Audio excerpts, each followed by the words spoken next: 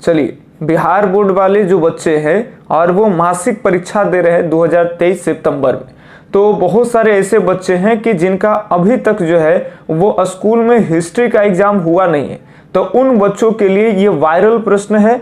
30 के 30 आपको जो है वो ऑब्जेक्टिव अभी तुरंत कराए जाएंगे और उसका आंसर याद रखिए और सीधा जाकर के जो है आप एकदम छाप दीजिए इतिहास के एग्जाम में।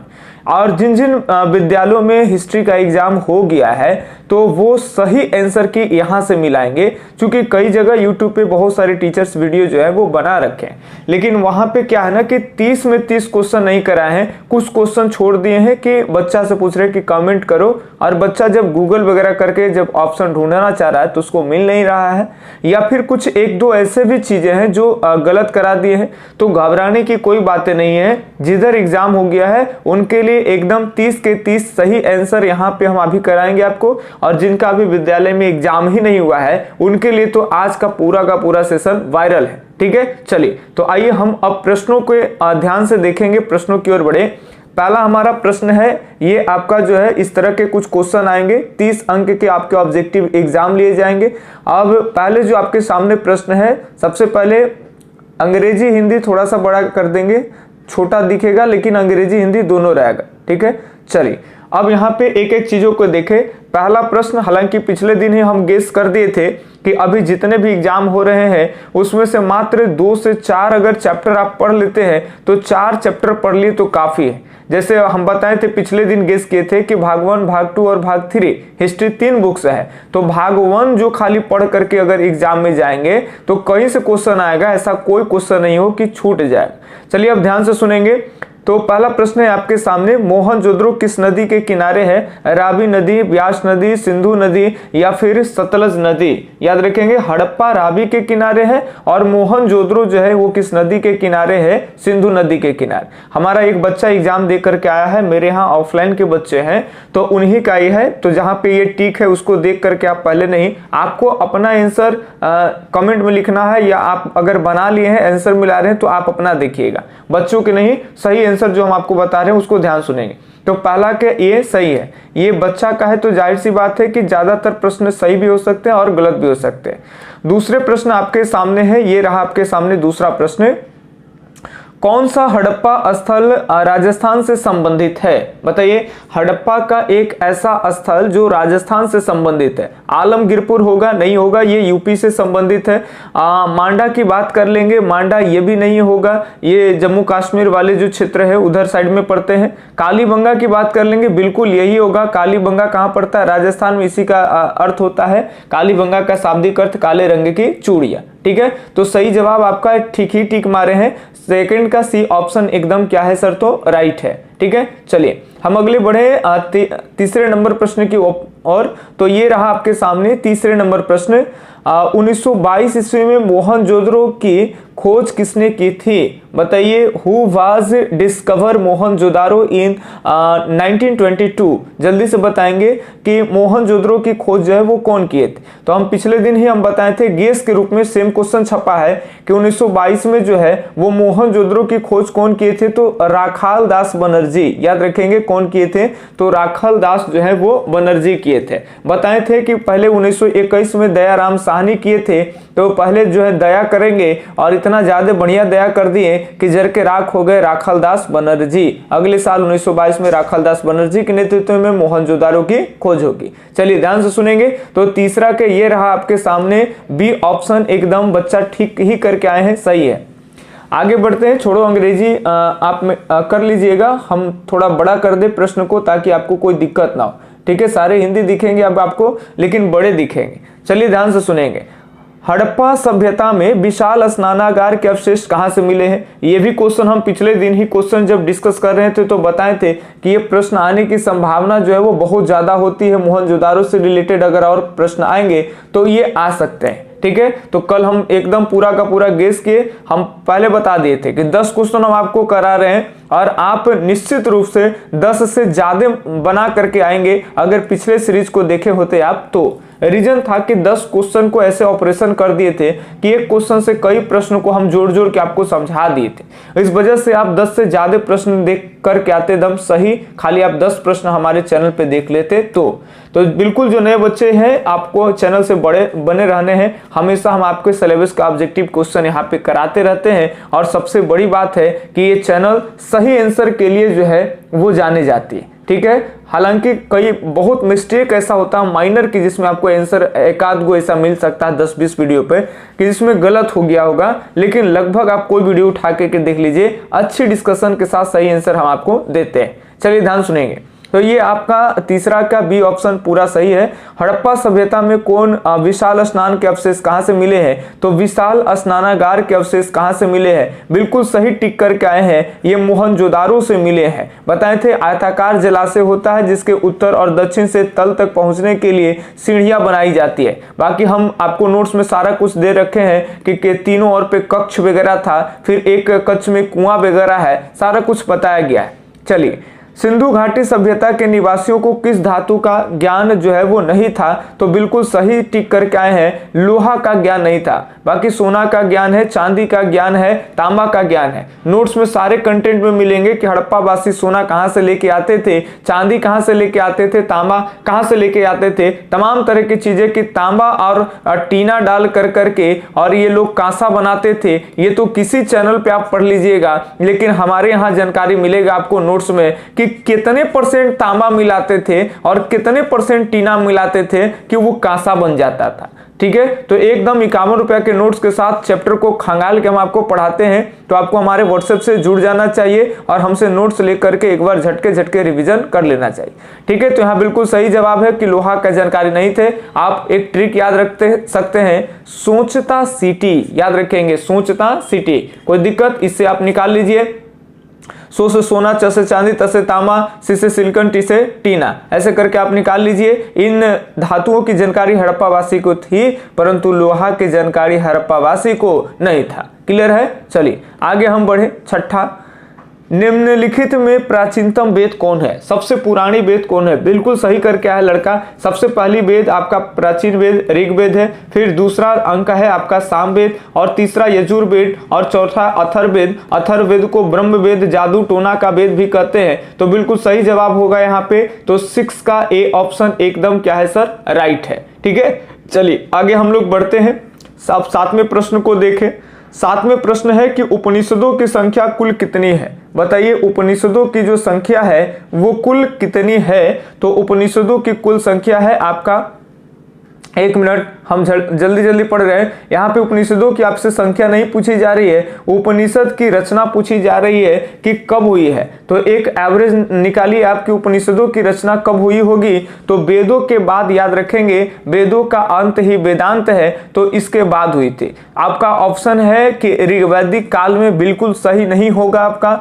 उत्तर वैदिक काल में नहीं, उत्तर वैदिक काल में 3 वेद बने हैं, सामवेद, यजुर्वेद और अथर्ववेद, ठीक है। बताइए मध्य काल में, यानी सही जवाब हो जाएगा आपका इनमें से कोई नहीं, ये याद रखेंगे, इनमें से कोई नहीं, यही आपका सही जवाब होगा। 7वां के डी ऑप्शन सही है, ठीक है। चलिए उपनिषदों का भी डिटेल्स आपको नोट्स में बड़ा बढ़िया मिल जाएगा कि 108 उपनिषद में से कितने ऐसे उपनिषद है जो गद खंड में थे और कितने ऐसे पद खंड में थे, और कितने ऐसे उपनिषद है जो गद और पद दोनों में है। तो एकदम डीप जानकारी आपको हमारे नोट्स और वीडियो लेक्चर से जब पढ़ लीजिएगा तो बरहमा का एकदम इजी लगेगा कि क्या पूछता है, इसका कोई लेवल ही नहीं। 8वां प्रश्न है, बोध गया का संबंध किस धर्म से है? बताइए ईसाई धर्म से है, इस्लाम धर्म से है, जैन धर्म से है या बौद्ध धर्म से? तो बिल्कुल सही जवाब है, बोध गया में बुद्ध का ज्ञान की प्राप्ति हुआ था गौतम बुद्ध को, तो ये आपका बौद्ध धर्म से संबंधित हो जाएंगे। बिल्कुल सही लड़का टिक मार के आया है। तो 8 के डी ऑप्शन एकदम क्या है आपका? तो राइट है। चलिए हम आगे बात कर लेंगे। 9वां नंबर प्रश्न, संलेखना किस धर्म से संबंधित है? देखिए संलेखन किस धर्म से संबंधित है? बौद्ध धर्म, जैन धर्म, वैष्णव धर्म या शैव धर्म? संलेखन एक विधि होता है, याद रखेंगे जैन धर्मों में। सही लड़का टिक करके आया है जी, जैन धर्म सही आंसर हो जाएगा। इसमें आपको पढ़ा रखे हैं कि एक प्रकार के ऐसा विधि होता है जिसमें भूखे रह करके प्राण को त्यागना होता है, तब जाके आपको मोक्ष की प्राप्ति हो जाएगी। ठीक है, जैन धर्म में भूखे रह के प्राण त्यागना है। आज खा लिए, कल जैसे कि कम खाएं, परसों नहीं खाएं, और फिर धीरे धीरे पानी वानी अन्न तन सब त्याग दिए, और एक दिन आपका ईश्वर के पास से बुलाहटा आ जाएगा और आप ईश्वर के प्रिय हो जाएंगे। इसी विधि को कहते हैं भूखे रह के प्राण त्यागने की विधि को सल्लीखना विधि कहते हैं, ये याद रखिएगा। ठीक है, चलिए अब हम आगे प्रश्न के ऊपर में बढ़े। तो अगला प्रश्न है सर यहाँ पे 10वां प्रश्न, गौतम बुद्ध का जन्म कहाँ हुआ था? बताइए। लुम्बिनी में, सारनाथ में, पावापुरी, नालंदा। एकदम सही है, गौतम बुद्ध का जन्म लुम्बिनी में हुआ था। ये कहाँ पड़ता है? तो ये नेपाल में पड़ता है। ठीक है, लुम्बिनी, नेपाल के लुम्बिनी के कपिल वस्तु, याद रहे आपको। चलिए आगे, ये इंपॉर्टेंट है आपका।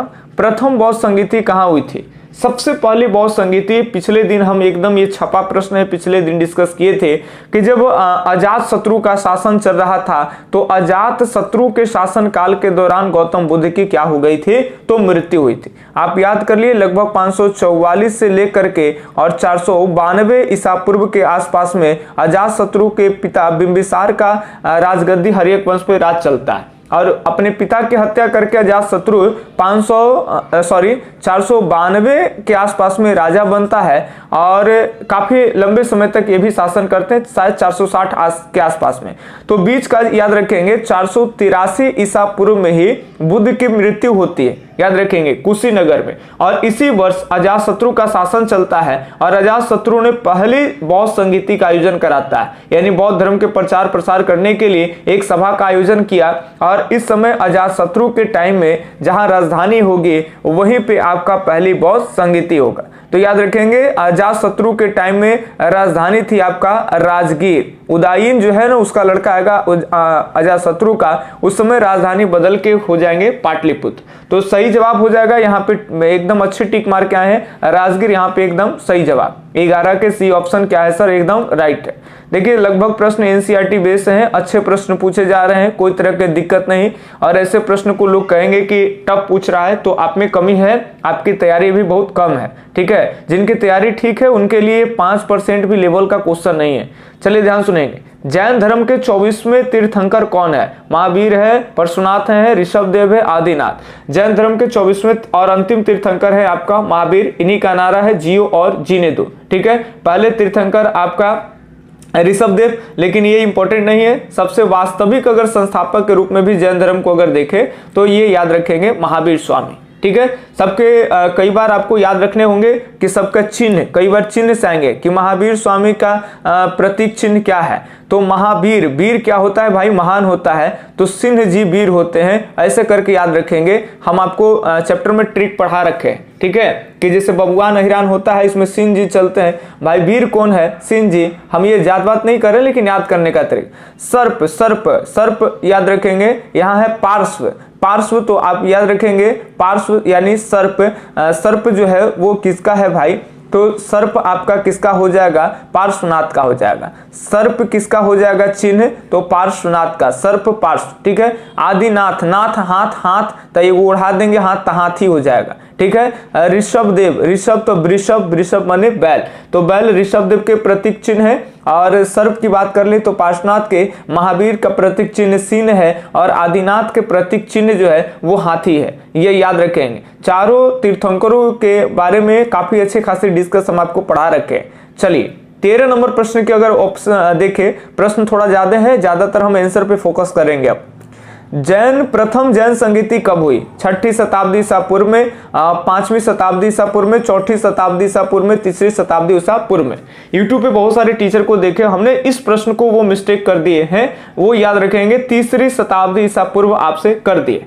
देखिए 300 से लेकर करके और 300 अगर 99 तक की बातें होंगी तो ये एक बढ़ा दो न सर तो ये 4, एक बढ़ा दो न सर तो ये 4, इसके बीच का कोई भी घटना हो जाए तो 4ठी शताब्दी हो जाएगा। और अगर ये ईसवी में है तो ईसवी, और ईसा पूर्व में है तो 4ठी शताब्दी ईसा पूर्व। तो ये याद रखेंगे। ये क्या है ना, हालांकि ये सब विवादित सेक्शन है, लेकिन बड़ा ही हम लोग डीप पीसीएस लेवल का स्टडी बच्चे जो आगे हमारे करने वाले हैं 12th में, तो उनके लिए 12वां में ही चीजें आसान कर देंगे। तो बड़ा ढूंढ के हम लोग इस चीज को बनाते हैं। तो आपको बता दें कि जैन धर्म में जैन संगीति की 2 संगीतियां का उल्लेख, एक दूसरी संगीति का उल्लेख 512 में होता है वल्लभी गुजरात में, ठीक है। और एक जो संगीतिया है वो 300 ईसा पूर्व में ही चलता है, ये ईस्वी में चलेगा और ये ईसा पूर्व में, और ये बीसी है और ये क्या है आपका एडी। इस समय चंद्रगुप्त मौर्य मौर्य वंश के राजा होते हैं और पाटलिपुत्र में जो है वो जैन संगीति कराते हैं, ठीक है। तो जब 3 है तो इसमें 4ठी शताब्दी ईसा पूर्व एकदम राइट होगा, और इसमें बहुत सारे टीचर तीसरी लगवा दिए हैं और बच्चे पूरा उत्सुक है कि चलो हमारा सही हो गया, तो गलत है। देखिए कुछ नोट्स के हम पृष्ठभूमि आपको दिखा दिए, इस तरह से हमारे नोट्सों में आपको बहुत सारे डेटा जो है वो संकलन करके मिल जाए।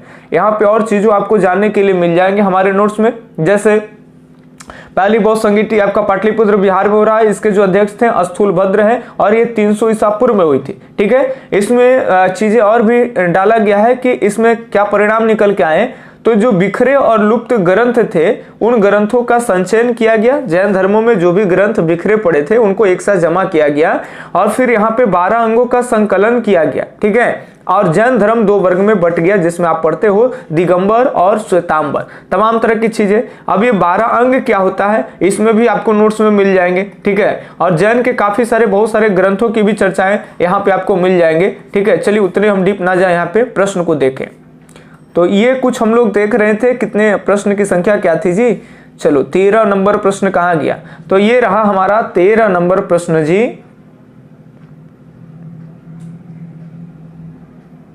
चलिए तो 13 नंबर प्रश्न के यहाँ पे कौन सही हो जाएगा, तो बिल्कुल सी ऑप्शन क्या हो जाएगा जनाब, तो सही हो जाएगा, ठीक है। चलिए आगे बढ़ते हैं हम लोग। 14 नंबर प्रश्न है कि महावीर के बचपन का नाम क्या था। महावीर का बचपन का नाम क्या है, राहुल है, सुद्योधन है, सिद्धार्थ है या वर्धमान। बिल्कुल सही, महावीर स्वामी के बचपन का नाम जो है वो वर्धमान है, ठीक है। महावीर स्वामी के बचपन का नाम वर्धमान है, बुद्ध के बचपन का नाम सिद्धार्थ है, महावीर के बचपन का नाम क्या है, तो वर्धमान है, ठीक है। इस तरह से सही जो जवाब हो जाएगा वो हो जाएगा आपका 14 के क्या हो जाएगा, डी ऑप्शन। अब हम बढ़ते हैं 15 प्रश्नों की ओर। तो 15 प्रश्न है, श्वेतांबर एवं दिगंबर का संबंध किस धर्म से है, हिंदू धर्म से, सिख धर्म से, जैन धर्म से या फिर बौद्ध धर्म से। तो सही जवाब हो जाएगा श्वेतांबर और दिगंबर का जो संबंध है वो किससे हो जाएगा, तो जैन धर्म से। अभी हम आपको दिखाएं कि पहली बौद्ध संगीति के दौरान ही जैन धर्म 2 वर्ग में बट गया था, एक आपका श्वेतांबर और दूसरा दिगंबर, ठीक है। चलिए तो हम 15 क्वेश्चन इसमें कराएं और 15 क्वेश्चन और रह गया, थोड़ा वीडियो ज्यादा बड़ा हो जाता है, लाइक नहीं कर पाता है इसलिए दिक्कत है। तो आप सब जरूर कमेंट करके बताइए कि अगर आप चाहते हैं कि आगे के 15 भी क्वेश्चन हम अपने तरीके से मिलवा दें, तो आप लोग कमेंट के एकदम बौछार कर दीजिए, बस कमेंट का इंतजार है। और आज आप जो है लाइक कम से कम 20 पार कर दीजिए। अगर 20 पार अगर लाइक हो जाता है, आप लोग का कमेंट आ जाता है, तो सुबह मॉर्निंग में जो है हम आपके लिए 6 बजे एकदम प्रॉपर टाइम पे 6 से 6:15 के बीच में सुबह आगे के 15 क्वेश्चन यहाँ पे डाल देंगे। सतर्क हम आपको पहले कर दें, आपको लग रहा हो कि मत न डालिए, तो देखिए बहुत सारे ऐसे प्रश्न अभी भी हैं कि जो प्रश्न ऐसे हैं जो YouTube वाले जो टीचर बहुत सारे हैं ना,